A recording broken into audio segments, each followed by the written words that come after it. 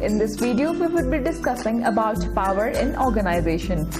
Power refers to possession of authority and influence over others. Power is a tool that, depending on how it's used, can lead to either positive or negative outcomes in an organization. There are several types of power. The first one is coercive power. Coercive power is derived from a person's ability to influence others via threat, punishment, or sanctions. Let us look at an example. In this video, the students do something which the teacher does not like. In this case, the teacher tells the student not to play music in the class. The teacher gets angry on the student and says that if they play music again, there will be no chairs in the class. That is a punishment for them. The next day, while few students enter in a normal way, few other students enter the class with music. Now let us see what the teacher does.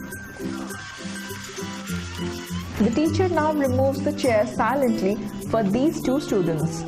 This is how she had punished the students. So this is the coercive power which the teacher had derived to influence the students via punishment. This is known as legitimate power. The second type of power is expert power. Expert power is derived from possessing knowledge or expertise in a particular area. Such people are highly valued by organizations for their problem-solving skills. The people who have expert power perform critical tasks and therefore are deemed indispensable.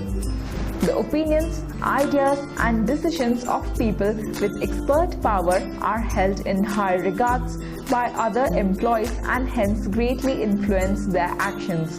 For example, in this video, when a lady fell down after an accident with the car, the doctor had an expert power which she had derived by performing the task of examining that lady. The doctor could do it because she had expertise in the medical field which she had possessed by studying the relative degree and experience. This is known as expert power. The third type of power is reward power. Reward power arises from the ability of a person to influence the allocation of incentives in an organization. These incentives include salary increment, positive appraisals, and promotions. In an organization, people who wield reward power tend to influence the actions of other employees. Reward power, if used well, greatly motivates employees. But if it's applied through favoritism, reward power can greatly demoralize employees and diminish their output. For example, in this video, the teacher explains that she is going to take a quiz and anyone that scores the highest will win a brand new car. So after the quiz, the teacher calls the student and tells her that she has won a brand new car since she had scored the highest. This is known as reward power.